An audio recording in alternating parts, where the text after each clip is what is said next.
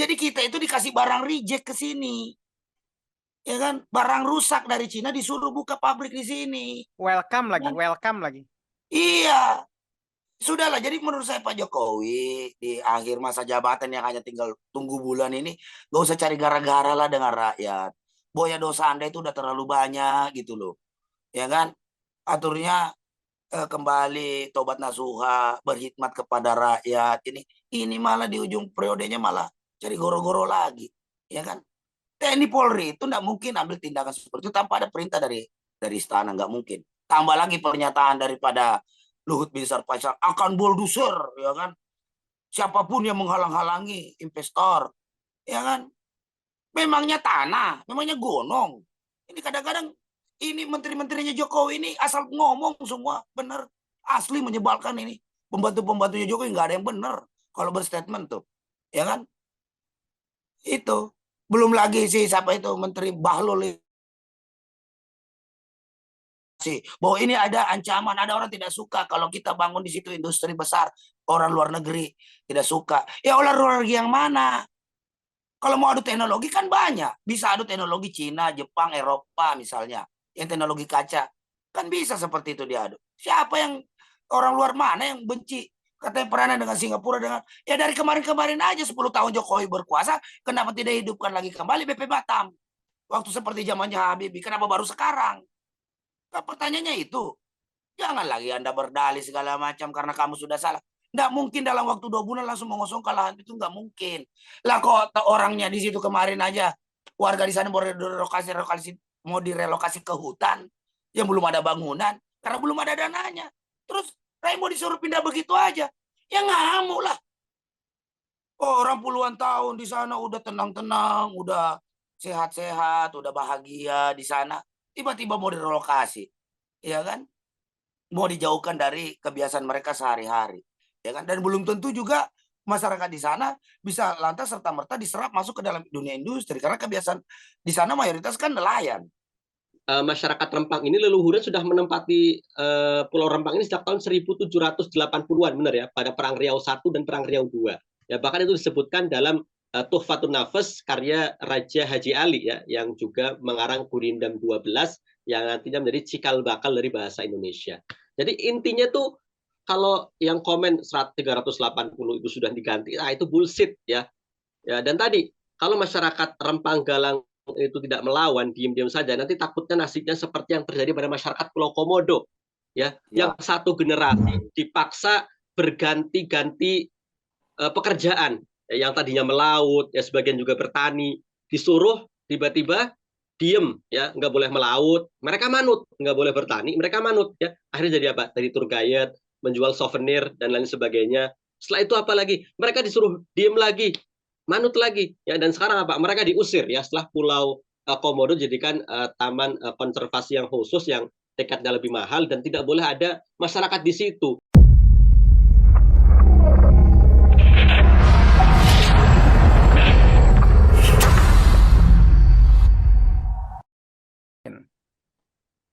Baik, assalamualaikum warahmatullahi wabarakatuh guys. Kembali lagi bersama saya orang lembur dari ujung negeri Anta Beranta. Kali ini kita mau diskusi keras ya soal pernyataan Panglima TNI.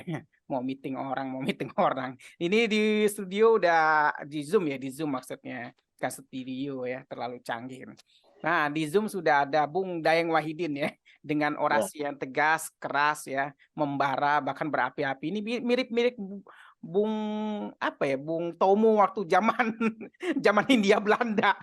Nah, di samping lagi kanan sudah ada Bung Herudin ya, Bung Herudin, mahasiswa idealis, cerdas, tapi kantongnya kalau di zaman sekarang itu suka menangis gitu ya. Baik. Ya, kita podcast nggak usah terlalu ini ya, nggak usah terlalu apa serius-serius amat lah ya. Kita tanggapin yang kayak gini-gini nih. Ini coba kita dengarkan dulu ya, Bung ya, Bung Herudin dan Bung Daeng. Coba, ini pernyataan memang kontroversial banget dari seorang Panglima TNI yang baru menjabat beberapa bulan mungkin ya. Coba kita, ini terkait soal Rempang ya. Lebih dari masyarakatnya itu satu orang meeting satu itu Iya kan, TNI-nya mama masyarakatnya 1.000 ya kita keluarkan 1.000, satu meeting satu itu kan selesai. Nggak usah pakai alat, dipiting aja satu-satu gitu. Tahu dipiting? Nah itu dipiting aja satu-satu. Saya khawatir kalau pakai alat, nanti kita juga bertahan dilempari tadi. Anak-anak berani maju terus bertahan, dilempari ngamuk juga tambahan itu. Ada itu alat di Babek itu, di Babek, Kababek ada ya? Kita punya alat-alat baru kemarin tak lihat itu. Itu memang yang lama nggak dipakai ya silahkan aja, Kababek biar keluar dari itu, keluar dari gudang. Itu udah lama saya lihat. Asrok ada? Saya kasih tahu Kababek itu. Ya. Di kemarin saya lihat ada alat-alat itu yang lama-lama. Mungkin kenapa? Enggak, yang lama. Kalau kemarin yang bagus-bagus itu yang baru. Siap, tapi memang diperuntukkan di dalam. Baik, nah ini Bung Daeng ya sudah disimak barusan ya, pernyataan kontroversial seorang TNI Yudo Margono ya.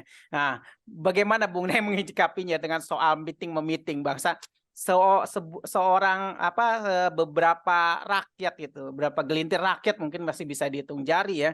Sekelompok rakyat itu mau digusur tapi untuk mempertahankan tanahnya dan mereka akhirnya mendapatkan perlakuan yang ya bisa dibilang keji juga ya. Ini mirip-mirip seperti bangsa Palestina terjajah Israel gitu. Gimana Bung Daeng menyikapinya Bung Daeng? Oh iya, terima kasih. Assalamualaikum warahmatullahi wabarakatuh. Jadi saya sayangkan sekali ya pernyataan dari Pak Panglima TNI kita ini yang mungkin juga setahu saya bulan Desember atau Januari tahun depan beliau juga udah pensiun. Harusnya kembalikan dulu bahwa tugas fungsi TNI itu kan terutama ini adalah menjaga musuh dari luar. Untuk masalah persoalan di Rempang Galang itu yang di Batam itu sebenarnya itu adalah lebih banyak urusan daripada kepolisian, itu pun sifatnya hanya menjadi pengamanan saja karena kenapa itu persoalan perdata sebenarnya terkait masalah konflik agraria ini kan perdata ya kan, kok ujuk-ujuk aktivis-aktivis yang ada di sana, perwakilan-perwakilan dari masyarakat di sana pada ditangkap-tangkapin ya kan, bahkan yang miris yang bikin dapur umum juga dipidanain juga sama polisi. Yang kemarin itu ininya apalagi ini temannya Abdul Somad, ya kan, Ustadz Abdul Somad ini kan tentu saja ini miris sekali sebenarnya. Ini sebenarnya polisi kita yang kemarin yang aksi tanggal kalau nggak salah tanggal 7 ya, 7 September kemarin itu jadi tukang gebuk rakyat, ya kan, akhirnya rakyat kemudian membalas dengan caranya rakyat, bagaimana mereka mempertahankan wilayah. Ini ingat ya, dia mempertahankan wilayah loh. Mereka mau diusir hasil daripada kunjungan Presiden Jokowi ke Cina dengan menandatangani MOU dengan perusahaan yang akan rencana membuat pabrik gelas dalam kapasitas besar katanya, yang mampu menyerap tenaga kerja 360.000 tenaga kerja atau 360.000 itu. Nah, di sininya di Indonesianya melibatkan pengusaha atau Winata. Nah, ujuk-ujuk lantas setelah MOU itu, dalam MOU 2 bulan kemudian harus segera dilaksanakan. Ini memang Jokowi kayak bikin IKN, apa yang ada di kepalanya langsung aja dijalankan. Dia tidak melihat situasi dan kondisi sosial yang ada, terutama lingkungan setempat. Dan di sana di Rempang Galang itu ada 16 kota tua di sana itu, bahkan dari 1790-an bahkan tercatat tahun 1834 itu mereka sudah ada di sana. Jadi sebelum ada Indonesia mereka sudah ada. Justru mereka nenek moyang mereka ini meridoi lahirnya bangsa Indonesia dengan menyerahkan kewenangan pemerintah baik wilayahnya itu kepada Bung Karno untuk bersatu membentuk NKRI. Jadi bukan jangan dibalik kondisi hari ini. Jokowi juga kan dipilih rakyat cuma lu 2 periode 10 tahun. Jangan pemerintahan lu 10 tahun sangat arogan ngusirin masyarakat di sana dengan dalih ada investasi, ya kan? Ini semua ini diawali, ini jujur aja legalitas formal daripada rejim Jokowi ini dengan menggunakan tangan TNI Polri untuk mengamankan segala bentuk investasi itu adalah undang-undang Omnibus Law yang teman-teman buruh perjuangkan secara konsisten sampai hari ini, khususnya Aliansi Aksi Juta Buruh ya, itu ada di undang-undang Omnibus Law, ya kan? Nah, dengan tentu saja kan pemerintah kan butuh legitimasi dulu nih, dasar hukum untuk melakukan tindakan-tindakan seperti begitu. Nah itu dilegitimasi oleh undang-undang Omnibus Law yang kemarin dibuat secara ugal-ugalan, amburadul dan brutal, ya kan? Oleh DPR, main ketuk palu aja tuh si apalagi ini Puan Maharani, ya kan? Katanya bela wong cilik. Nah ini lihat tuh, bela wong cilik emang itu diusir-usirin tuh orang-orang kecil, malah ditangkap-tangkapin. Ini kan, nah setelah ada legitimasi itu, maka Presiden memerintahkan kepada Kapolri untuk mengamankan semua bentuk investasi di wilayah daerah-daerah. Itu kan ada pernyataan Jokowi juga bahwa dia memerintahkan kepada Kapolri jika ada Kapolda dan Kapolres yang tidak bisa mengamankan investasi maka copot saja. Itu pernyataan satu tuh. Ya, jadi jelas bahwa ini semua adalah perintah istana. Ya kan? Nah, dilalahnya penerapan di lapangan itu tadi, ya kan? Terlalu represi terhadap masyarakat Rempang Galang. Ini yang mencuat ya Rempang Galang, padahal banyak tuh. Di Morowali ada, di Halmahera Utara ada, Wadas ada, Bogor ada, ya kan dekat Rocky Gerung sana tuh, kapalnya Rocky Gerung. Tuh ada juga itu. Ujuk-ujuk orang tempat tinggal di situ tahu datang pengembang bawa sertifikat ini tanah saya. Rakyat yang nggak ngerti apa-apa, yang buta hukum, terusir dari kampungnya. Ini kalau kita lihat Al-Quran, surah Al-Hajj, kalau nggak salah, itu ayat 39-40, itu Allah itu memerintahkan untuk kita berperang, untuk mempertahankan wilayah kita. Diberikan hak untuk melakukan perang kepada orang-orang yang terusir dari negerinya, itu Allah perintahkan itu. Jadi kalau kita sebagai umat Islam, diperintahkan. Jadi apa yang dilakukan oleh masyarakat Rempang Galang itu selain daripada apalagi ini terkait masalah harkat, martabat, marwah mereka sebagai suku bangsa Melayu, ya kan? Juga perintah agama, ya kan? Nah, ketika ini polisi ini masuk kewalahan karena begitu banyak juga yang mengecam tindakan represi yang dilakukan oleh polisi yang tiba-tiba menjadi tukang gebuk rakyat dengan alasan investasi apa segala macam ini dan pemerintah kota berkilah bahwa ini pemerintah pusat beralih ke pemerintah pusat. Nah melihat situasi demikian, tiba-tiba muncullah pernyataan TNI, ya kan kemarin tuh, ya kan melihat fenomena bahwa polisi kalau ditimpukin gitu tentara juga bisa melawan. Kalau begitulah sekarang tupoksinya dulu TNI itu kalau memang di backup kan ya backup saja, bukan malah ikut serta di situ. Karena apalagi nih TNI ini kedaulatan dari luar, musuh dari luar dulu, dia ancaman dari luar, ya kan?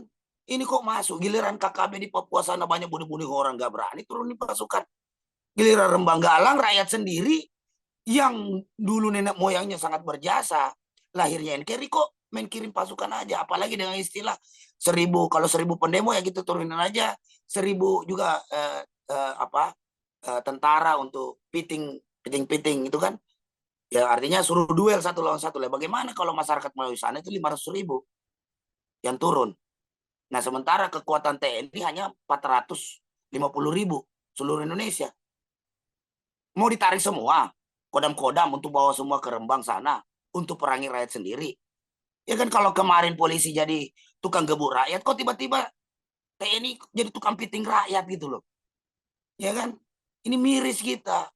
Dan itu otomatis, sedangkan itu saja Komnas HAM sudah turun tangan. Polisi melakukan represi demikian itu sudah mengindikasikan ada pelanggaran HAM berat di sana. Apalagi datang tentara, datang piting-piting di sana, lebih kena lagi nanti. Jadi TNI juga harus bisa menjaga institusinya. TNI itu adalah hari ini ibarat kata kita melihat TNI ini tetap menjadi apalagi salah satu institusi lah yang dipercaya rakyat. Jangan karena statement daripada Panglima TNI yang suruh piting-piting masyarakat Melayu di sana itu perintah anggotanya untuk piting-piting, tiba-tiba institusi Polri, institusi TNI itu ikut tercemar dan dimusuhi masyarakat. Jadi bagaimana kalau tiba-tiba TNI yang namanya rusak di mata masyarakat, tiba-tiba ada musuh dari luar, kan pasti mau nggak mau kan butuh apalagi ini bantuan dari rakyat Indonesia, karena kita ini sesuai dengan amanah konstitusi, sistem pertahanan bangsa Indonesia adalah sistem pertahanan rakyat semesta. Jadi seluruh rakyat Indonesia dilibatkan dalam mempertahankan NKRI. Jadi TNI dengan cara-cara piting begitu malah akan menjadi musuh masyarakat juga.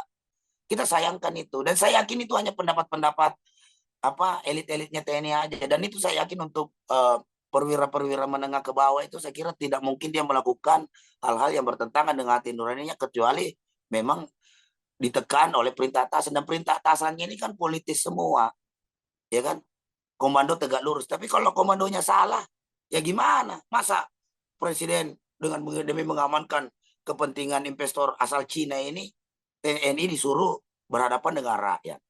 Ya seharusnya TNI bisa kasih masukan ke presiden bahwa seharusnya ini dia lakukan dulu langkah-langkah persuasi komunikasi. Lah kalau misalnya rakyat di sana tetap tidak setuju, cari wilayah lain gitu loh. Kan masih ada di Solo misalnya, pabrik kacanya pindahin ke Solo aja tuh. Mumpung anaknya di sana yang jadi wali kota, ya kan, mumpung di sana masyarakatnya juga lebih lebih banyak mendukung Jokowi, ya ke sana aja gitu loh. Coba di Solo, di mana? Gitu kan, cari wilayah lain.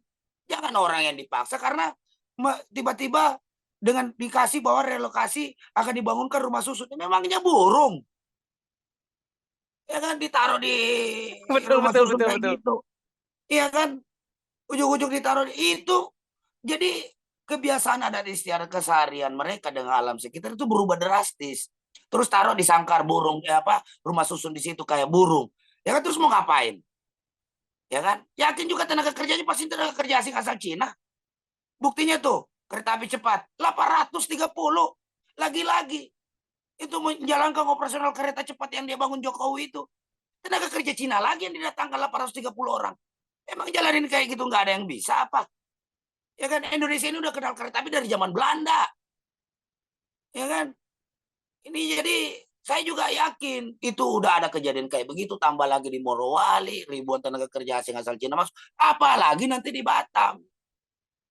Udah pasti, karena MOU-nya begitu, sistem Cina itu. Sudahlah, bunganya tinggi, pinjamannya harus cepat dibayar, material dari sana, tenaga kerja dari sana, semua diborong, bedol desa gitu loh. Terus Indonesia kebagian apa? Kerusakan lingkungan. Dan yakin saja, itu pabrik kaca itu di Cina sendiri, itu sudah merupakan pabrik yang berkontribusi untuk apalagi ini polusi udara, salah satu membuat polusi udara itu besar di sana. Ya kan? Nah, sekarang dia mau, Cina berusaha untuk bagaimana wilayahnya itu ramah lingkungan. Nah, maka pengusaha-pengusaha yang perusahaannya tidak bisa memperbaiki teknologi untuk ramah lingkungan, ya disuruh mereka investasi keluar. Datanglah ke Batam. Kenapa direlokasi? Karena itu tadi, pembuatan kaca itu akan berdampak polusi udara yang besar-besaran. Maka khawatir lingkungan sekitarnya tadi itu, yang 17 hektar itu akan terdampak. Ya kan? Dan itu saja mempengaruhi konsumen-konsumen mereka yang ada di Eropa maupun di Amerika yang sangat konsen terhadap lingkungan. Jadi kita itu dikasih barang reject ke sini. Ya kan? Barang rusak dari Cina disuruh buka pabrik di sini. Welcome lagi. Iya. Sudahlah, jadi menurut saya Pak Jokowi di akhir masa jabatan yang hanya tinggal tunggu bulan ini, gak usah cari gara-gara lah dengan rakyat. Boya dosa Anda itu udah terlalu banyak gitu loh. Ya kan?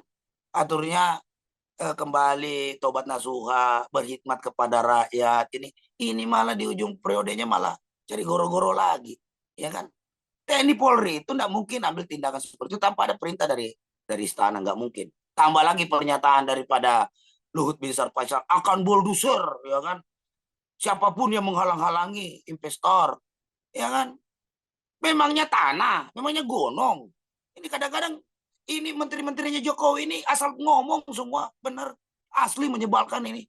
Pembantu-pembantunya Jokowi nggak ada yang bener kalau berstatement tuh. Ya kan? Itu. Belum lagi sih siapa itu Menteri Bahlul bahwa ini ada ancaman, ada orang tidak suka kalau kita bangun di situ industri besar. orang luar negeri tidak suka. Ya orang luar negeri yang mana? Kalau mau adu teknologi kan banyak. Bisa adu teknologi Cina, Jepang, Eropa misalnya. Yang teknologi kaca. Kan bisa seperti itu diadu. Siapa yang orang luar mana yang benci? Katanya pernah dengan Singapura dengan ya dari kemarin-kemarin aja 10 tahun Jokowi berkuasa, kenapa tidak hidupkan lagi kembali BP Batam? Waktu seperti zamannya Habibie, kenapa baru sekarang? Kan pertanyaannya itu. Jangan lagi Anda berdalih segala macam karena kamu sudah salah. Nggak mungkin dalam waktu 2 bulan langsung mengosongkan lahan itu, nggak mungkin. Lah kok orangnya di situ kemarin aja warga di sana mau direlokasi ke hutan yang belum ada bangunan karena belum ada dananya. Terus saya mau disuruh pindah begitu aja. Ya ngamuk lah. Orang puluhan tahun di sana udah tenang-tenang, udah sehat-sehat, udah bahagia di sana. Tiba-tiba mau direlokasi. Ya kan?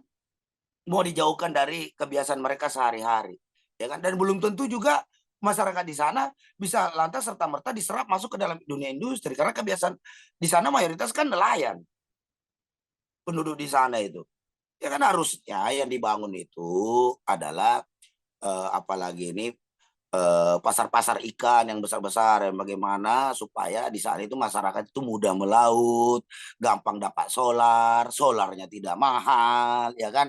Ikannya juga tempat apalagi ini TPA-nya juga itu udah bagus, ya kan? Itu yang kayak begitu. Toh juga menghasilkan potensi laut juga gede juga, pemasukannya triliunan juga, ya kan? Jangan karena nafsu, karena fee saja, karena dapat pinjaman gede 318 triliun kok korbankan yuk punya rakyat. Itu sama sekali. Dan memang dalam kesempatan ini saya harapkan kepada seluruh masyarakat Rempang Galang itu dan seluruh apalagi ini masyarakat Melayu di seluruh Indonesia bersatulah. Karena kalau kalian sudah diusir dari wilayah kalian, ya kan? Itu sama aja Anda nggak punya harga diri. Itu tanah nenek moyang kalian, ada 16 kota tua. Kalau memang mau bahwa di situ ada dapat dijadikan kota wisata, kenapa tidak suruh aja mereka diajarin bagaimana caranya membuka sebuah tempat-tempat wisata yang bagus dengan ada pantai seperti itu. Kan bisa belajar ke Bali misalnya. Kenapa tidak berdayakan sesuai dengan kearifan lokal yang ada? Ya kan? Kalau mau bikin pabrik kaca, saran saya bawa aja ke Solo tuh. Mumpung gampang urusan perizinannya di sana. Ke Solo aja. Ya kan, jangan gara-gara rencana tersebut ya kan Anda korbankan apalagi ini kepentingan dan sejarah daripada leluhur apalagi ini Rempang Galang di sana. Karena ingat ya, ketika ini nanti 16 kota tua itu udah dibuldoser, diratain dengan tanah, lantas kemudian peninggalan-peninggalan sejarah itu kalian dihilangkan identitas Anda sebagai orang Melayu di sana, sejarah Anda dihilangkan, itu akan melahirkan generasi-generasi yang tidak punya jati diri. Karena mereka tidak mengerti sejarah nenek moyang mereka. Nah itulah. Jadi jangan harap akan melahirkan generasi-generasi yang memiliki jiwa nasionalisme, yang mampu menjaga NKRI, yang mampu menjaga konstitusi, yang mampu menjaga Pancasila. Jadi sudahlah, Pak Jokowi dan partai-partai pendukung itu disayangkan ini semua partai politik pada diam semua. Kagak ada yang berani ngomong, ya kan? Ya kayak gini nih, giliran ribut-ribut gede gini, belare pada cicing semua, diem semua, ya kan? Kayak disumpal mulutnya, ya kan? Giliran, ya kan? Rocky Gerung ngomong, ya kan? Dipersekusi, ya kan? Padahal memang salah satu kebijakan dan tolol itu ya itu juga ini. Salah satu selain Omnibus Law, akibat daripada itu ya itu tadi. Menggusur masyarakat Rempang Galang itu adalah kebijakan bajingan dan tolol. Salah satu bentuk kebijakan bajingan. Jadi kita harap Pak TNI tolong dicabut lagi pernyataannya dan tolong TNI kembalilah kepada slogannya TNI adalah manunggal rakyat gitu loh. Ya kan, berjuang sebagai tentara rakyat, ya kan, bukan sebagai satpam oligarki, ya kan, hanya kebijakan-kebijakan yang dikeluarkan sesaat, tidak berpikir jangka panjang, secara emosional. Institusi TNI diperalat. Saya sangat sayangkan kalau misalnya sampai TNI ikutan cawe-cawe lah urusan Rempang Galang di sana itu. Sudahlah, udah terlanjur polisi, biarin aja polisi yang urus di sana, gitu kan. Tahu juga kita harapkan juga pihak kepolisian ya Jangan brutal juga, jangan ugal-ugalan juga di sana hadapi masyarakat Melayu. Mungkin di beberapa daerah lain seperti Sulawesi, di Morowali, masyarakatnya masih diam. IKN di Kalimantan malah ikut-ikutan mendukung IKN gitu kan. Padahal mah kita belum tahu apa yang bisa dihasilkan kontribusi buat mereka di sana. Tetapi mungkin kasus Rempang Galang ini kena batunya Jokowi. Pasti rakyat Melayu melawan karena tidak mungkin mereka mau diusir begitu saja dari apalagi ini kampung nenek moyang mereka, nggak mungkin. Dan saya yakin komunitas Melayu di seluruh dunia ini pasti akan bersatu untuk bagaimana mereka bersolidaritas membela dan mendukung perjuangan masyarakat Rempang Galang. Dan kita pun juga kemarin juga sudah jelas-jelas baik itu secara kelembagaan, saya selaku Presiden PPMI Persaudaraan Pekerja Muslim Indonesia, sekaligus juga sebagai Presiden KBMI Konfederasi Buruh Merdeka Indonesia, dan saya yakin kawan-kawan di Aliansi Aksi Sejuta Buruh mendukung penuh perjuangan masyarakat Rempang Galang. Pertahankan tanah air kalian sampai titik darah penghabisan. Lebih bagus kalian mati bersimbah darah daripada harus berlutut di apalagi ini di mata kaum penjajah. Dan bagi Pak Jokowi, petugas partai dari PDIP, lu belajar lagi filosofi perjuangan daripada Soekarno. Berikut juga partai PDIP itu suruh belajar lagi, termasuk Hasto sekjennya dan Bu Megawati. Belajar lagi, jangan cuma bicara sebagai nama besar Soekarno di bawah-bawah kiri kanan nggak jelas gitu loh. Padahal mereka tidak mengerti filosofi perjuangan Bung Karno. Ibu Mega mungkin anak Bung Karno, Puan Maharani mungkin cucu Bung Karno, tapi itu hanya biologis. Tapi secara ideologis mereka omong kosong semua. Mereka semua itu tidak mengerti perjuangan daripada nilai-nilai perjuangan daripada Bung Karno sebagai founding father yang menolak kapitalisme dan imperialisme. Dan termasuk Hasto yang menyatakan PDIP sebagai partai progresif, ya kan? Kalau partai progresif itu nggak bikin undang-undang omnibus law. Ini mereka memang ini semua ini bajingan tolol. Udah, itu saja mungkin pengantar dulu dari saya. Baik, Karena baik, udah gondok pengantar. saya lihatin ini rejim ini. Mantap. Ya, sabar dulu, ditahan dulu ya, Bung Daeng ya. Komentar yang baik. Jadi saya seperti melihat seperti ini ya. Apa ya? Sebelum kita beralih ke Bung Heru. Tadi kedengaran nggak sih? Kedengeran aman. Nah, tadi saya melihat pernyataan-pernyataan seperti ini nih, pernyataan-pernyataan unik ya.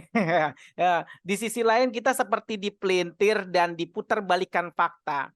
Masih ingat kan kasus Jin buang anak cuma sekalimat begitu aja bisa sampai orangnya bisa sampai dikasuskan hingga difasilitasi di Senayan, masih ingat ya? Dengan sebuah kalimat doang. Terus maju lagi dengan kalimat bajingan tolol. Dia itu bajingan tolol terus dikasuskan lagi gitu ya. Dan sekelumit masalah yang bertubi-tubi. Tapi itu nggak bagi kita itu yang berakal sehat mungkin ya, nggak penting gitu. Nah, baik, di sini sudah ada Bung Herudin ya, seorang mahasiswa idealis ya, keren ya. Kalimat-kalimatnya juga tajam setajam silet seperti Bung Daeng ya. Nah, coba kita coba minta pendapatnya gimana ini 381 triliun ya, 380 triliun ya untuk membiayai pembangunan itu ya, Eco City kalau nggak salah. Gimana Bung Herudin menanggapinya? Di sisi lain kalau nggak salah kalau kita buat konten begini ya, itu kalau nggak salah langsung buzzer itu komen, loh katanya sudah diganti untung bukan ganti rugi, ente jangan provokator. Nah, coba Bung Herudin melalui data-datanya kita bongkar di sini. Bismillahirrahmanirrahim. Assalamualaikum warahmatullahi wabarakatuh. Waalaikumsalam. Mungkin kalau orang ya yang di otaknya usianya cuma duit itu mungkin kalau sudah diganti untung atau ganti rugi lah, sebenarnya rugi lah sebenarnya, diganti seberapapun nilainya itulah sebuah kerugian ya, itu sudah cukup ya, sudah dikatakan impas. Tapi kan apa yang terjadi pada masyarakat Rempang Galang ini kan mereka ini mau direlokasi secara tiba-tiba ya, bahkan tempat untuk relokasinya pun belum dibangun ya, sampai saat ini ya mereka itu baru akan ditempatkan di rusun milik Pemkot Batam dan juga beberapa rusun milik Pemkot Batam. Itu baru dititipkan di situ, numpuk. Jadi rumah yang dikatakan tipe 45 yang nantinya akan dibangun itu baru wacana ya, nunggu duitnya datang dari Cina, ya. Begitu pula dengan uang 120 juta katanya sebagai ganti atas tanah mereka. Itu pun juga belum dibayarkan. Itu baru wacana. Orang BP Batam kok yang ngomong belum, ya. Jadi yang intinya itu kalau orang yang ngomongnya itu sudah dipikirannya itu duit-duit ya pasti ngomongnya ya itu sudah diganti, ya. Ya itu juga bukan masalah itu juga, tapi ada masalah juga tadi sosial, masalah juga mata pencaharian ya, kelanjutan dari mata pencaharian, terus juga adat dan budaya. Apalagi mereka ini kan apa yang disebut oleh Ustadz Abdul Somad ya, merupakan keturunan prajurit terbilang dari Kesultanan Riau Lingga. Ya, di mana Kesultanan Riau Lingga adalah kesultanan yang menjaga ya Kepulauan Riau pada waktu itu dari serangan Inggris dan juga Belanda. Ya, bahkan masyarakat Rempang ini leluhurnya sudah menempati Pulau Rempang ini sejak tahun 1780-an, benar ya, pada Perang Riau I dan Perang Riau II. Ya, bahkan itu disebutkan dalam Tuhfatun Nafas karya Raja Haji Ali ya, yang juga mengarang Gurindam 12 yang nantinya menjadi cikal bakal dari bahasa Indonesia. Jadi intinya tuh kalau yang komen 380 itu sudah diganti, itu bullshit ya. Ya, dan tadi kalau masyarakat Rempang Galang itu tidak melawan, diam-diam saja, nanti takutnya nasibnya seperti yang terjadi pada masyarakat Pulau Komodo, ya, yang satu generasi dipaksa berganti-ganti pekerjaan, ya, yang tadinya melaut, ya sebagian juga bertani, disuruh tiba-tiba diem, ya, nggak boleh melaut, mereka manut, nggak boleh bertani, mereka manut, ya, akhirnya jadi apa? Dari tour guide, menjual souvenir dan lain sebagainya. Setelah itu apa lagi? Mereka disuruh diem lagi, manut lagi, ya, dan sekarang apa? Mereka diusir ya setelah Pulau Komodo jadikan taman konservasi yang khusus yang tiketnya lebih mahal dan tidak boleh ada masyarakat di situ. Padahal mereka manut ya, mereka manut saja diperlakukan kurang ajar ya oleh rezim ini. Apalagi nanti kalau masyarakat Pulau Rempang dan Galang ya tadi manut-manut saja, ujung-ujungnya bakal seperti itu. Ya, itu yang pertama ya. Yang kedua juga kita mengomentari Pak Laksamana Yudho Margono ini ya. Yang ini kan Panglima TNI belum ada 1 tahun ya. Bahkan yang benar itu beliau itu akan pensiun nanti bulan November 2023 ya. Masa jabatannya nggak sampai 1 tahun ya, karena beliau menjabat sebagai Panglima TNI di bulan Desember 2022. Nggak sampai 1 tahun. Memang jabatan salah satu Panglima TNI dengan jabatan tersingkat itu beliau di samping Andika Perkasa ya. Kalau tidak salah ada 2 orang pejabat tinggi ya, perwira tinggi TNI yang akan pensiun di bulan November, yakni KSAD Dudung Abdurrahman dan juga Panglima TNI Laksamana Yudho Margono. Ya, ini kan juga Jokowi sepertinya sedang pusing ya, karena pergantian Panglima TNI menjelang pemilu ya, yang dikatakan juga ada desas-desus yang akan menjadi Panglima TNI berikutnya adalah menantu dari Luhut Binsar Panjaitan, Letnan Jenderal Maruli Simanjuntak yang sekarang menjabat sebagai Pangkostrat. Ya. Namun tadi ada masalahnya ya. Sebelum menjadi Panglima TNI dia harus berbintang 4, ya, artinya menduduki jabatan sebagai KSAD. Ya, sedangkan Dudung dan Yudho itu pensiun di bulan yang sama. Nah, itu kan akan membingungkan juga. Tapi apapun itu yang jelas pernyataan dari Panglima TNI Laksamana Yudho Margono sangat memalukan ya. Nah, kemudian netizen ya, orang itu membandingkan Laksamana Yudho Margono dengan Laksamana Malahayati dari Aceh ya, yang seorang wanita pimpinan Inong Bale ya, prajurit janda ya, yang kemudian 1 lawan 1 lawan Panglima Belanda ya, jenderalnya Belanda ya, jenderal VOC ya, kerajaan Belanda, Cornelis de Houtman ya, hingga Cornelis de Houtman itu tewas di tangan seorang Laksamana Malahayati ya. Lawan penjajah, seorang wanita. Lah ini seorang Panglima TNI ya, orang tertinggi juga sebelumnya di Angkatan Laut, mau meeting rakyat. Ini pernyataan yang sangat jauh sekali ya dari seorang TNI yang katanya dilahirkan dari rakyat. Yang ini juga kemudian disentil oleh mantan juru bicara Gus Dur Adi Masardi ya, yang mengatakan bahwa sistem keamanan Indonesia kan Hankamrata ya, sistem pertahanan rakyat semesta. Ya, artinya tadi melibatkan rakyat semua ya. Jadi sangat lucu jika kemudian Panglima TNI demi ya investor ya, demi investasi yang ujung-ujungnya melawan rakyat. Dan yang terpenting lagi, masih ingat ya, TNI sampai saat ini belum bisa membebaskan pilot Susi Air yang masih menjadi tawanan OPM sejak Februari 2022. Ya, sudah lebih dari 6 bulan. Bayangkan ya, pilot Susi Air belum bisa dibebaskan. Ya. Padahal Februari 2023 mungkin. Oh, 2023 betul. 23. Jadi sudah lebih dari 6 bulan ini pilot Susi Air yang merupakan warga negara Selandia Baru belum bisa dibebaskan. Ya, kalau dengar berita sih progresnya sudah mau berhasil progres terus. Sudah 6 bulan loh. Ya.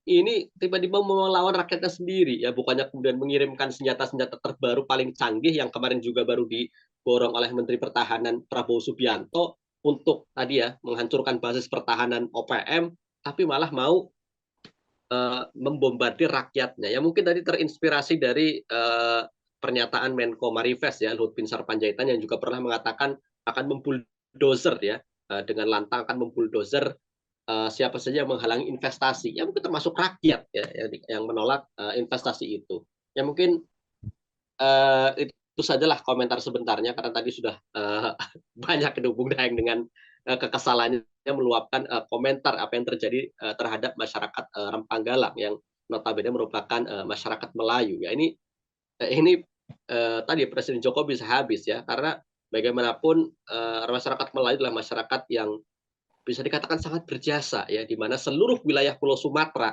ya yang tadinya merupakan kesultanan itu menyerahkan ya kedaulatannya kepada Indonesia ya kemudian bersatu ya melebur menjadi bagian Republik Indonesia pada waktu itu termasuk Kesultanan Siak ya yang kemudian memberikan 13 juta gulden ya Sultan Syarif Kasim kemudian termasuk Sultan Riau Lingga termasuk kesultanan banyak ya kesultanan di Sumatera Utara termasuk juga banyak ya termasuk kalau kita lihat sejarahnya juga yaitu yang saya kecam juga bagaimana pernyataan Mahfud M yang dengan seenaknya mengatakan masyarakat Pulau Galang itu tidak punya sertifikat termasuk Menteri ATR Hadi Cahyanto mengatakan masyarakat Pulau Rempang Galang itu nggak punya sertifikat tidak punya sertifikat apa pemerintah tidak mau menerbitkannya ya karena pada tahun 2004 atau 2001 itu sudah diterbitkan HGU hak guna usaha ya tanahnya itu untuk pengusaha Tommy Winata ya kan gila padahal tadi masyarakat Rempang Galang itu sudah ada sejak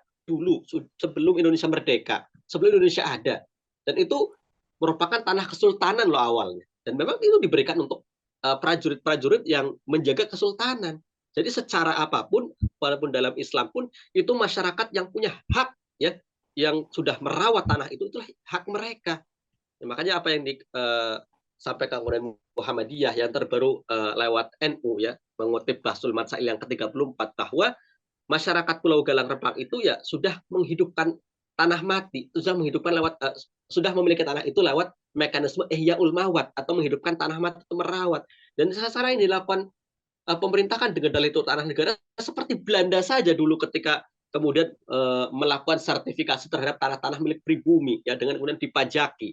Itu kan kurang ajar. Ya apa bedanya jadinya antara pemerintah Indonesia dengan rezim Belanda ya pada waktu itu jika kemudian saat seperti itu caranya ya mungkin itu sajalah dulu lanjut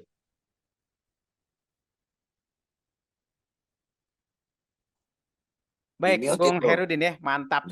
Nah, jadi akhirnya terbongkar juga kan sejarahnya ada Laksamana Malhayati yang perempuan bisa memiting langsung ya apa 1 lawan 1 tanding sama penjajah Belanda. Kalau sekarang aduh kayaknya kalau sejarah itu dibongkar mungkin para TNI malu ya dengan pernyataan Panglima TNI-nya mungkin ya. Nah Bung Daeng, tadi sempat bilang bahwasannya kalau dibangun ya mungkin orang-orang dari Cina mungkin yang mempekerjakannya. Saya jadi ingat tentang statement Pak Luhut sendiri ya.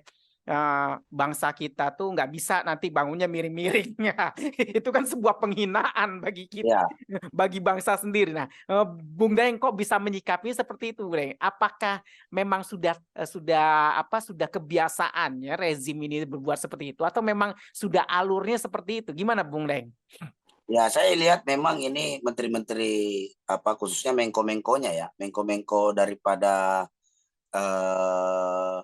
Pak Jokowi ini, apalagi Pak Luhut Binsar Panjaitan kan, kemarin semua diurusin, COVID diurusin, pokoknya apa-apa sedikit satgas dia lagi, bahkan terakhir tuh ngurusin polusi, urusan langit juga dia juga yang ngurus, itu kan jadi Menko segala urusan. Itu statementnya itu menurut saya tidak apa ya, sangat tidak mencerminkan kualitasnya sebagai Menko gitu loh. Seharusnya dia sebagai menteri, dia itu jadi menteri dari proses demokrasi yang ada di Indonesia. Harusnya dia bangga sebagai bangsa dan negara Indonesia. Malah ini mengkerdilkan bangsa Indonesia bahwa cawe-cawe bahwa pekerja kita nggak bisa kerja. Padahal situasi di lapangan malah sebaliknya. Tenaga-tenaga kerja Cina yang datang ke situ nggak bisa ngapa-ngapain. Diajarin ngelas, diajarin ini itu sama kita, sama pekerja-pekerja Indonesia. Jadi Pak Luhut itu juga asal ngomong, suka asal ngomong.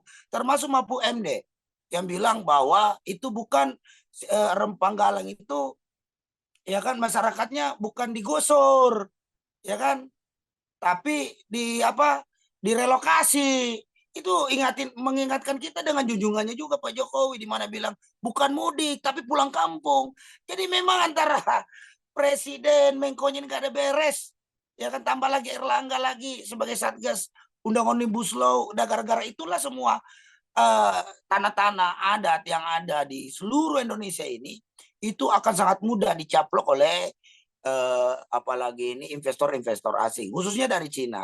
Dan kita perlu ketahui juga bahwa ini kan di Rempang Galang itu ada Selat Malaka, jalur yang sangat strategis bagi apalagi ini perdagangan ya, distribusi. Nah ini Cina itu milih di situ itu dengan alasan itu pasti punya juga strategi bagaimana menjalankan hegemoni dia sebagai salah satu negara adidaya saat ini yang menyaingi Amerika untuk menjalankan misinya menguasai dunia melalui lewat jalur perdagangan, terus apalagi ini bahan baku, semua bahan baku yang ada di Indonesia ini yang tidak dimiliki di dunia lain ini Cina berusaha untuk menguasai agar di kemudian hari mereka yang atur. Seperti contoh seperti Amerika, dia kuras semua minyak-minyaknya Timur Tengah, dia belum eksplorasi tuh. Belum banyak daerah-daerah Amerika belum dieksplorasi. Nanti kalau sudah habis Timur Tengah baru dieksplorasi. Nah disitulah ketergantungan negara terhadap energi dan bahan baku dan sebagainya itu bisa memainkan peranan di secara geopolitik internasional. Nah pemerintah Jokowi ini terlalu pendek akalnya, hanya bicara uang. Mungkin karena kemarin contoh ya, kereta api cepat yang katanya investor dari Cina, sudahlah teknologinya nyolong dari Jepang gitu kan. Itu kan yang merancang itu kereta cepat itu kan lagi ini pengusaha dari Jepang. Proposalnya diserahkan ke Cina tinggal copy paste aja. Janjinya tidak akan menggunakan APBN. Ternyata kan menggunakan APBN. Ya kan? Nah, belum lagi terkait kondisi Jokowi ini banyak ingkar janjinya. 2019 dia kampanye di Batam itu, yang Rempang Galang ini Jokowi menang telak loh di situ. Sampai 70% dia dapat suara di sana. Dengan menjanjikan akan mensertifikasi tanah-tanah adat di sana itu 3 bulan setelah terpilih dari sebagai presiden. Ternyata kenyataannya masyarakat sana diusir, bukan dikasih sertifikat. Ini benar-benar ini tukang kibul benar dasar memang ini. Kalau tidak bisa membuktikan ijazahnya asli di pengadilan ya begini nih modelnya nih. Nipu-nipu terus. Ya kan, terus saja ditambah lagi mengko-mengkonya yang asal ngomong aja. Gitu kan. Mapu MD asal ngomong, Luhutnya Menkonya asal ngomong, Erlangga juga demikian. Jadi pembantu-pembantunya ini memang nggak ada yang beres. Gitu loh. Jadi wajarlah kebencian masyarakat sampai hari ini makin memuncak. Dibilang lagi masih didukung 80%, 80% gimana dibalik. 80% rakyat Indonesia sekarang itu benci Jokowi. Iya kan? Apalagi buruh. Buruh ini sudah dari statistik buruh formal aja 50 juta tambah keluarganya itu merana gara-gara undang omnibus law. Jadi jangan bilang didukung 80% rakyat Indonesia. Pala lu bau menyan dari Hong Kong tuh statistik. Itu memang survei-survei kita, lembaga-lembaga survei kita asal survei saja. Dia tidak lihat bagaimana penolakan terhadap omnibus law, bagaimana bentuk solidaritas terhadap tragedi di Rempang Galang ini, ya kan? Bahkan solidaritas internasional terjadi karena Raja Brunei ikut ngomong, Patani yang di Thailand, Melayu Patani di Thailand ikut bersolidaritas, jadi isu internasional. Justru apa yang mau dibanggakan Jokowi kalau dikutuk secara internasional gitu loh. Ini yang mau dijalankan sebagai sekjen PBB. Saya pikir orang di PBB itu asal janji lagi aja itu. Asbun juga tuh PBB. mungkin memberikan Jokowi sebagai sekjen PBB agar gampang gitu loh. Imperialis itu masuk ke negara kita. Nah, ini itu yang saya bilang tadi bahwa kita menyayangkan termasuk daripada partainya sendiri karena dia petugas partai PDIP. Nah, kita mau lihat ini Megawati kok diem saja. Karena apakah Megawati yang terlibat penjualan Pulau Rempang Balang itu tahun 2001, 2003, 2004 tadi yang disampaikan Mas Herudin tadi itu kan. Nah, Megawati kan terlibat di situ, PDIP lagi. Ya kan, sekarang yang ngusir PDIP lagi. Nah, itu yang harus itu karena rusak semua ini tatanan gara-gara PDIP berkuasa. Ya kan? Masyarakat ada terganggu, buruh terganggu, masyarakat miskin banyak tergusur, ya kan? Korupsi merajalela, undang-undang kagak ada yang benar, semuanya pro kompo modal, ya kan? DPR juga begitu, rusak semua, ya kan? Jadi karena tatanan sudah rusak, jadi seharusnya rakyat Indonesia dimanapun berada, khususnya masyarakat Melayu ya, kembalikan saja. Jadi Anda melawan, gunakan pasal 1 ayat 2 bahwa kedaulatan adalah di tangan rakyat. Anda adalah rakyat yang berdaulat di atas presiden. Dan perlu juga dijelaskan, jangan Presiden Jokowi ini selalu atas nama negara, jual-jual negara. Karena negara itu terdiri dari 4 unsur. Ada rakyatnya, ada wilayah, ada pemerintah, ada hukum. Nah, kalau kemarin tragedi-tragedi yang terjadi di Rempang Galang, di Morowali, di Wadas, itu kelakuan pemerintah, bukan negara. Jadi pemerintah Jokowi yang harus paling bertanggung jawab terhadap kejadian-kejadian tragedi-tragedi kemanusiaan itu. Itu perilaku pemerintah. Jangan bawa negara. Karena Anda salah satu bagian daripada negara. Gitu loh. Ada 4 unsur. Jadi kalau tidak memenuhi unsurnya tidak bisa disebut negara. Jadi pemerintah Jokowi yang paling bertanggung jawab saat ini. Ya kan? Nah, sekali lagi kita himbau dalam podcast ini, TNI Polri kembalilah berpihak kepada rakyat. Jokowi itu sebentar lagi lengser ke Prabon. Ngapain nurut-nurut amat sama dia? Sudahlah, ya kan? Lebih bagus kalian semua ini, polisi maupun tentara, jaga nama baik institusi kalian baik-baik. Karena kalianlah, ya kan, sebagai apalagi ini ujung tombak daripada keamanan dalam dan luar negeri bangsa Indonesia. Rakyat ini membantu. Nah, kalau rakyat yang mensupport Anda, jangan cederai hati rakyat. Jangan dipentungin, jangan dipiting. Itu kan? Itu semua yang melukai hati rakyat. Karena ingat, menjadi orang terusir Jokowi aja merasakan. Sebagai orang terusir dari kampungnya merasakan. Menyakitkan, membekas. Loh kok sekarang dia lakukan seperti itu? Jangan-jangan dia balas dendam atas kejadian hidup-hidupnya terdahulu. Masa lalunya dilampiaskan ke saat ini ketika dia menjadi presiden. Usir-usirin orang dari Pulau Komodo, dari Wadas, Kampung Wadas sana, dari Morowali, usir-usirin semua, termasuk Rempang Galang. Dan hati-hati sekarang dengan program destinasi premium. Nah, itu hati-hati tuh. Itu teknik mencamplok pinggir-pinggir pantai kita yang indah-indah itu.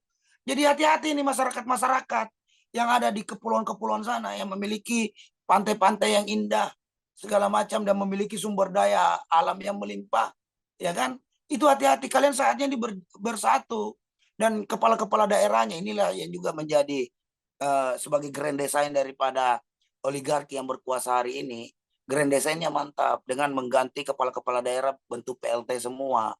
Jadi mudah mengendalikan. Jadi kuncinya hari ini dari semua kegaduhan yang terjadi di Republik ini, makin hari makin gaduh. Tidak pernah ada tiap bulan tidak ribut kita di media sosial. Ada saja ini keributan yang terjadi, yang diciptakan, yang dipancing oleh rejim ini. Selama 10 tahun Jokowi berkuasa lebih banyak ributnya daripada damainya. Ya kan? Nah, ini kembali lagi, rakyatlah yang harus menggodakan kekuatannya. Melawan rezim Jokowi ini hanya satu, dengan kekuatan massa, dengan kekuatan rakyat. Tidak ada cara lain. Podcast ini hanya sekedar bagaimana mensosialisasikan, menyampaikan. Tapi realnya adalah kekuatan ketika rakyat semua turun ke jalan. Rakyat Sumatera turun, di Pulau Jawa turun, DKI Jakarta Banten lah minimal. Tuh turun, Sulawesi turun, Maluku turun, Papua turun, Kalimantan turun, semua kembalikan fungsi negara ini menjadi bahwa kedaulatan itu ada di tangan rakyat. Karena itu amanah konstitusi kita yang tidak bisa diabaikan begitu saja. Karena rakyat tanpa pemerintah masih bisa hidup, tapi pemerintah tanpa rakyat bukan pemerintah namanya.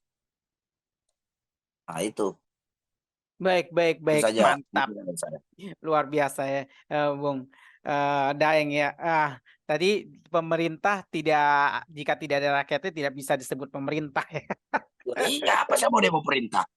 Ya kan, mau hidup dari mana? Kalau bukan dari pajak-pajak rakyat.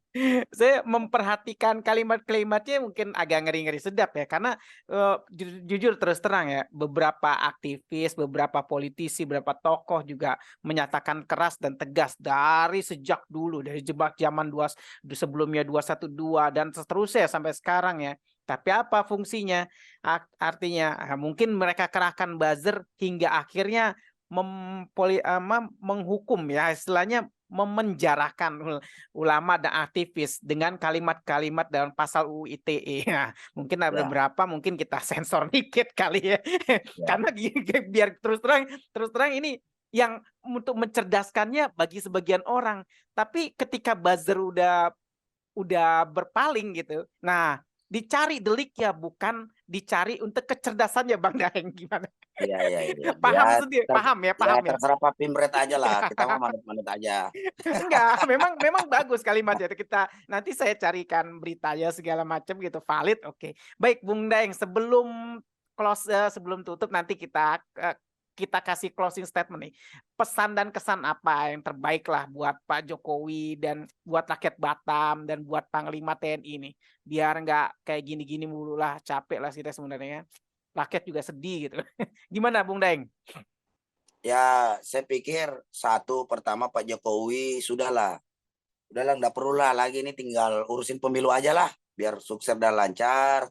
Gak usah juga, orang udah capek lah kamu dari kemarin janji-janji investor mulu, IKN aja nggak beres-beres. Sekarang bukan masalah baru di Rempang Galang gitu kan. Jadi sebagusnya ya sudah fokus aja Anda itu untuk apalagi ini menyelenggarakan pemilu yang jujur, benar dan adil. Kemudian seluruh regulasi-regulasi kayak undang-undang Omnibus Law itu nggak usah diintervensi Mahkamah Konstitusinya. Udah itu jelas undang-undang yang dibuat secara ugal-ugalan, amburadul, brutal, itu kan ya sudah, suruh dia usah lagi diintervensi. Biarkan MK dengan kemampuan hukumnya untuk menyatakan bahwa undang-undang Omnibus Law itu bertentangan dengan Undang-Undang Dasar 45. Udah itu saja, karena pasti akan menimbulkan persoalan baru lagi nanti. Kemudian juga kepada menteri-menterinya, ya kan, ya ini masih ada waktu untuk bertobat, karena apapun belum tentu lagi Anda menjadi pejabat. Jangan sekarang ini mentang-mentang Anda pejabat, Anda mau bersifat arogan, ya kan, seenak perutnya aja ngomong di media, ya kan, tidak memperhatikan situasi kebatinan rakyat Indonesia, dan sebenarnya katanya ekonomi meroket malah nyunsep ya kan. Nah itu enggak meroket, itu ekonomi nyunsep. Yang jelas hari ini tambah banyak orang susah, tambah banyak orang di PHK, beras naik, BBM naik, beberapa wilayah tidak dapat solar, ya kan, tidak kebagian solar, susah melaut, ya kan. Belum lagi petani-petani kita banyak kena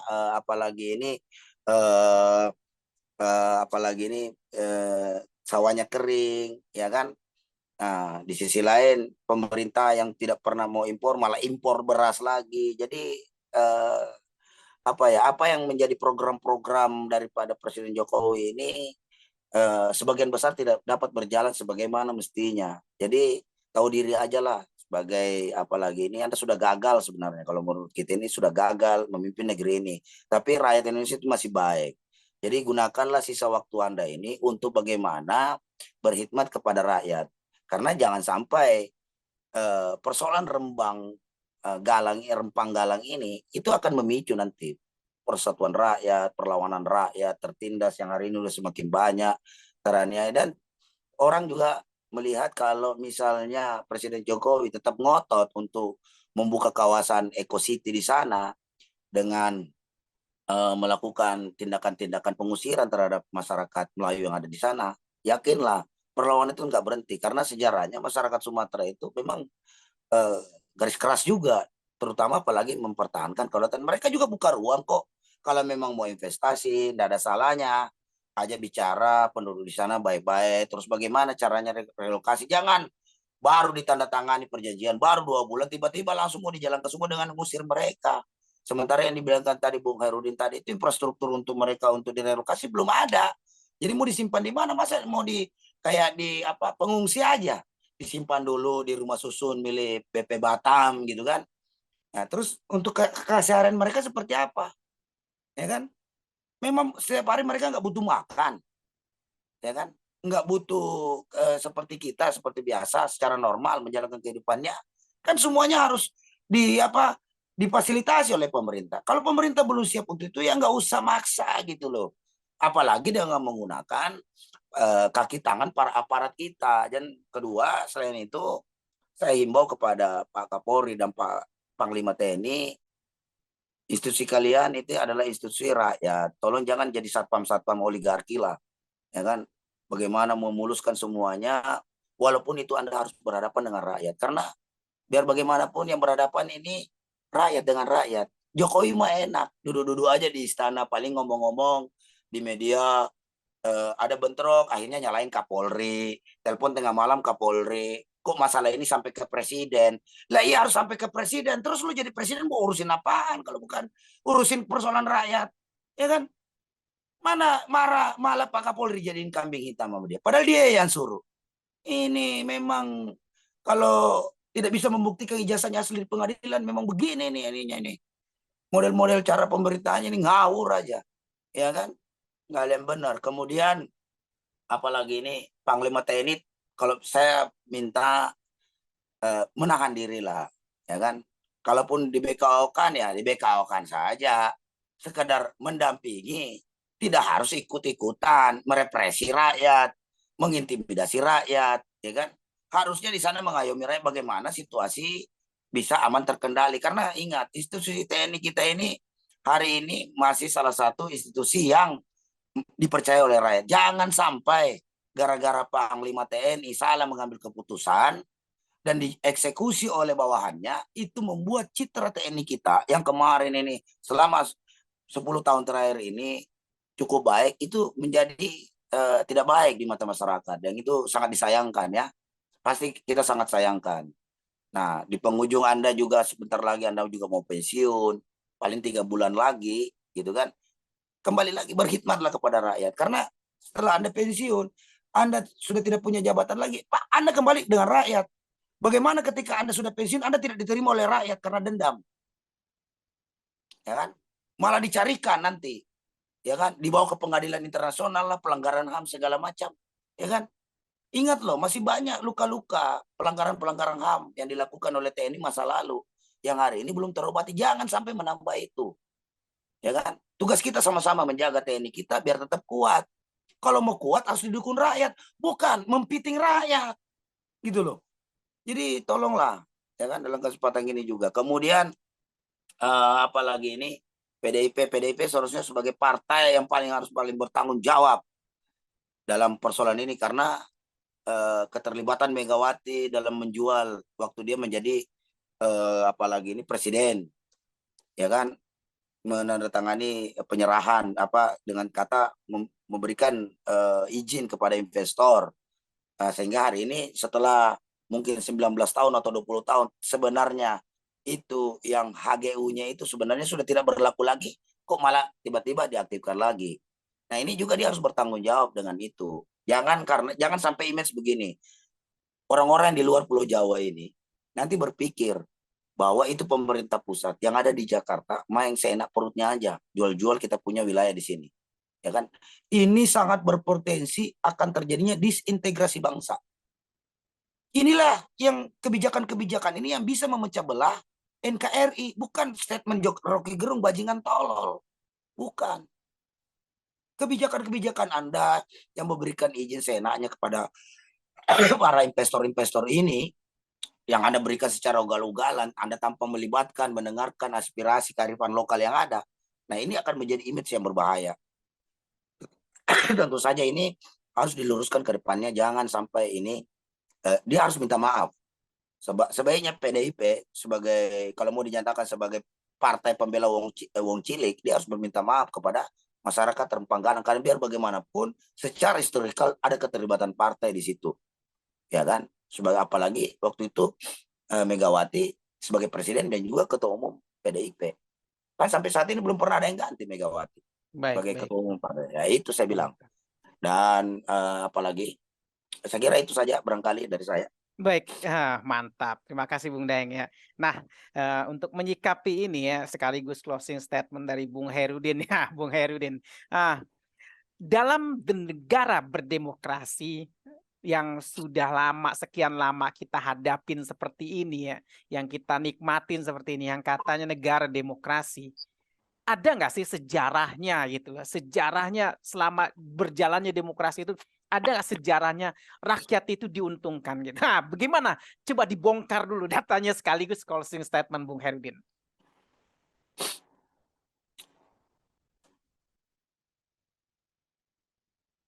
Ya, selama ini ya, selama Indonesia merdeka kan kurang lebih sudah 13 kali pemilu ya, dan ini kan pemilu yang ke-14 kalau nggak salah.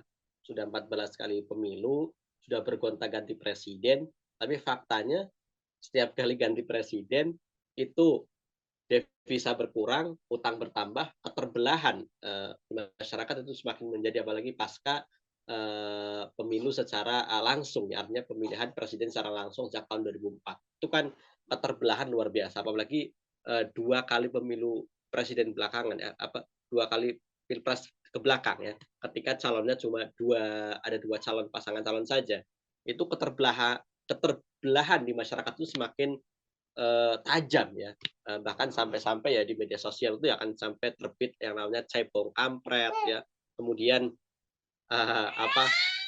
cebong dan kampretnya bersatu menjadi apa itulah ya, menjadi spesies baru ya, termasuk kemudian muncul kadrun, itu kan istilah-istilah yang kemudian sering muncul di masyarakat akibat dari pemilu secara langsung ya.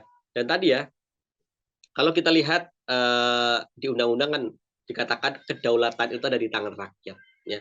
Tapi pada faktanya kan memang itu akan sulit terjadi ya, karena kedaulatan rakyat itu dijalankan lewat perwakilan ya, untuk memilih para wakil.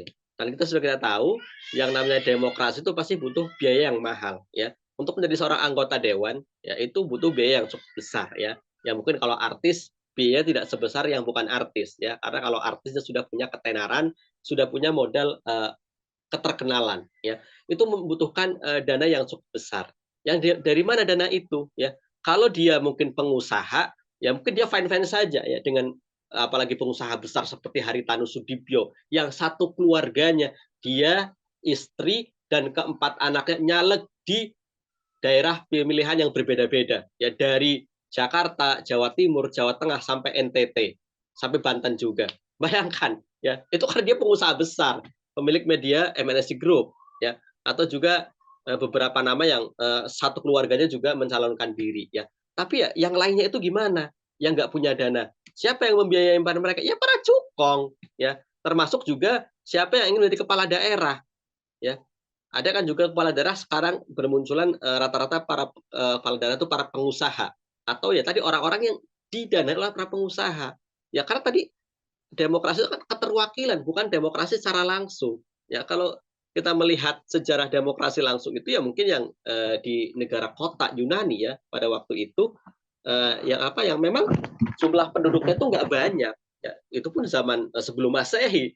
Ya mungkin bisa itu keterlibatan secara langsung masyarakatnya. Nah, itu pun sebenarnya nggak bisa disebut demokrasi secara langsung ya, karena yang bisa memberikan suara itu hanya laki-laki dewasa, dia juga bukan budak.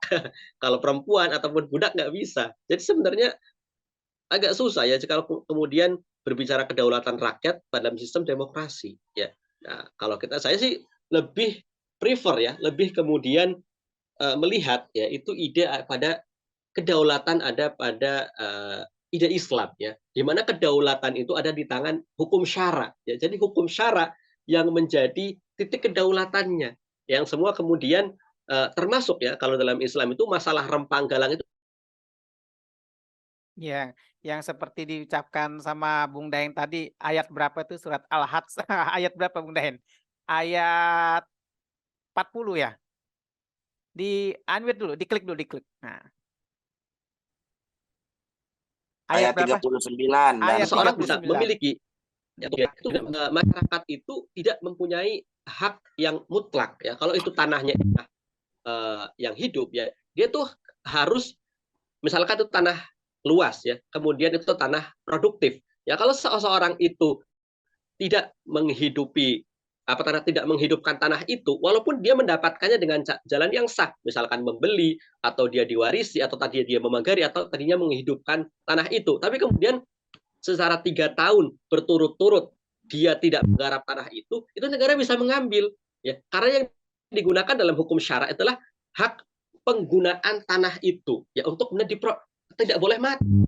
Ya, makanya tidak ada dalam Islam itu yang namanya kelaparan, yang namanya kemudian tanah kosong berhektar-hektar hanya milik seseorang tapi nganggur begitu saja. Ya, kalau kita lihat saja di Bogor ya sebagai contoh, karena kebetulan tinggal di Bogor yang satu kecamatan dengan Pak Rocky Gerung ya, cuma beda desa saja, itu tanah sepas ya berapa kampung itu sudah diplang milik Sentul City. Itu luasnya berhektar-hektar ya, dari ujung kecamatan sampai ujung kecamatan itu kalau kita lihat jalan itu bisa sering terlihat tuh plangnya segede gaban ya.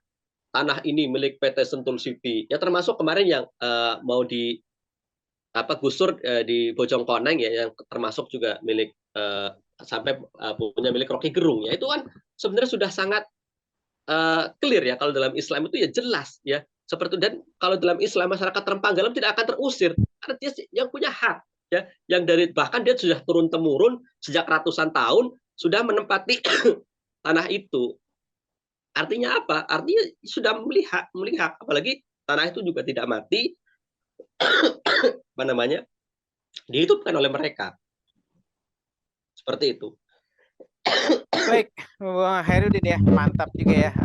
Terima kasih nih Bung Daeng secara opini-opininya yang tegas, mantap dan menerkam ya, menerjang, dan sekaligus juga terima kasih juga buat Bung Hairudin ya yang membongkar sejarah sedemikian rupa dan mengkaitkannya dengan kalimat-kalimat tegas dari Bung Daeng Wahidin. Menjadikan sebuah diskusi ini sebuah hal yang fenomenal dari obrolan ya antara anak muda, kaum kolonial dan kaum milenial. Baik, Bung Daeng Wahidin, mungkin kita nanti next time kita bisa bongkar lagi data-datanya, mungkin ya kita bisa bongkar lagi kelakuan-kelakuan para pejabat dan para menteri-menteri di era rezim ini. Baik, sekian dari kita bertiga dari Ujung Negeri Anta Beranta. Sekian, wassalamualaikum warahmatullahi wabarakatuh. Waalaikumsalam warahmatullahi Langsung ya, Om ya. wabarakatuh. Makasih. Ya, Assalamualaikum. oke.